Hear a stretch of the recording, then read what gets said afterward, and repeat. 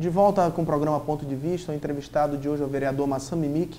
Massami, no bloco passado nós falamos um pouquinho iniciamos um bate-papo sobre os mototaxistas e que você sempre defende muito.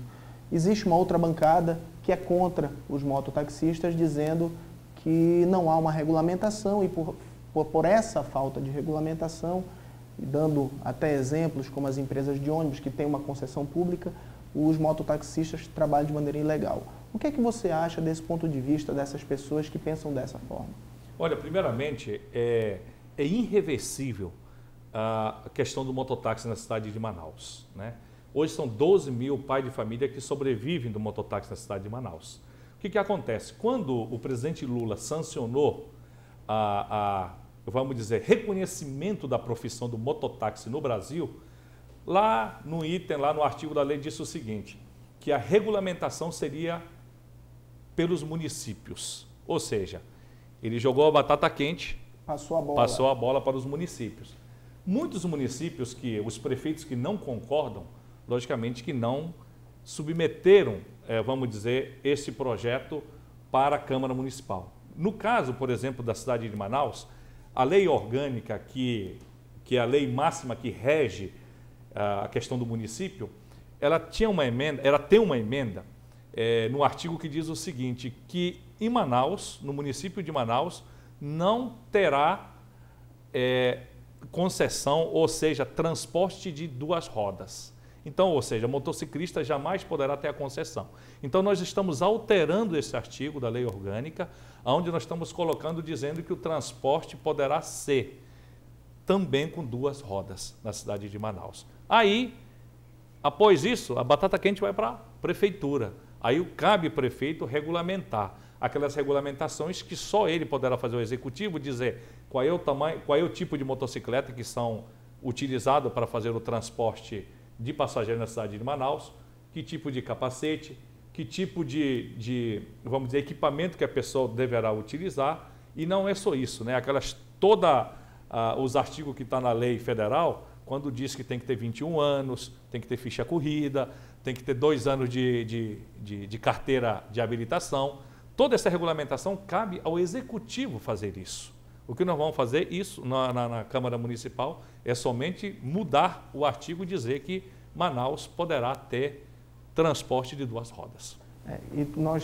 Muitas pessoas acabam reclamando, principalmente aqui, eu digo aqui porque como o escritório e o estúdio do programa ficam no Veralves, é um pouco afastado da atuação dos mototaxistas. Quem anda mais na Zona Leste, que conhece esse dia a dia, e lá se verifica alguns trabalhando de maneira correta e outros trabalhando de maneira completamente alucinada, que nós sabemos disso, que saem cortando e acabando com tudo. Aí, logicamente, que cabe um órgão de fiscalização, claro. No caso, por exemplo, esse MTU, que é um órgão responsável pela questão do trânsito no município de Manaus, colocar a gente para fiscalizar. Agora, infelizmente... Toda profissão tem bons e maus profissionais. Tem bons e maus profissionais, né? Aí tem uma outra corrente que diz assim, porque tem muito acidente de motocicleta. E a gente fez um levantamento, logicamente que tem acidente de moto todos os dias, mas é muito difícil no dia a dia nós presenciarmos acidente de moto com os mototaxistas. O que mais nós verificamos são os motofretistas, ou seja, motoboy que fazem entrega de alimentação na cidade de Manaus, porque eles ganham por entrega. Então, eles têm que realmente dar o máximo de si no tempo hábil. Aproveitar o tempo útil, na verdade. E aí ano passado, apresentando um projeto de lei na Câmara, também para regulamentar o motofrete e o motoboy na cidade de Manaus, né? Colocando, como diz, o próprio Código de Trânsito permite que coloque, por exemplo, o baú atrás, unificado, as motocicletas que poderão trabalhar para fazer esse tipo de entrega, o tipo de equipamento a ser utilizado, mas infelizmente, por hoje eu estar na oposição ao prefeito, o prefeito vetou esse projeto de lei.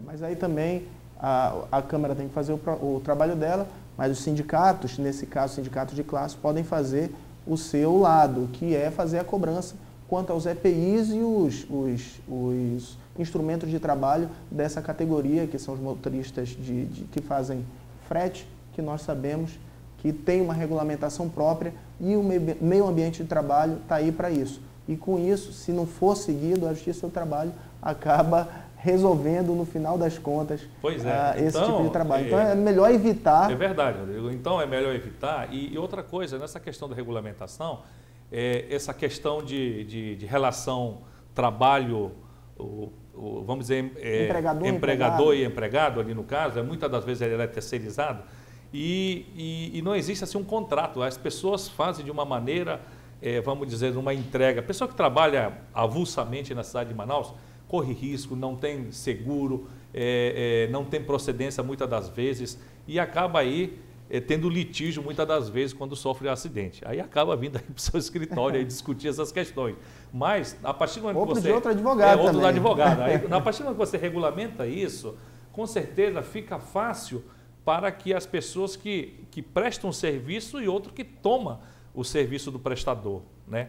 Isso é uma maneira de a gente regulamentar, mas infelizmente, como disse o prefeito, vetou meu projeto. Falando um pouquinho de pichações e vandalismos em Manaus, o que você está achando dessa onda? Manaus, que sempre foi uma cidade mais limpa, não tinha tanta pichação e tanto vandalismo, e agora a situação está aumentando.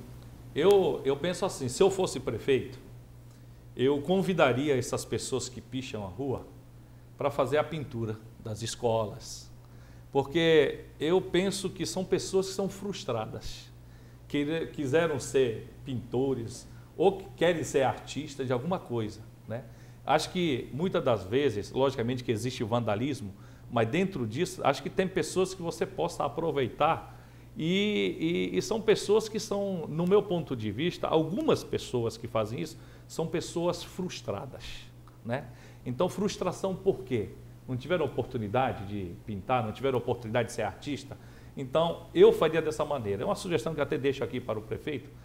Convide essas pessoas, né? Chame aí, pede para uma empresa que faz a reforma, fazer a pintura. Pode ser que seja uma saída para que essas pessoas que não tiveram oportunidade possam começar a pensar de uma maneira diferente.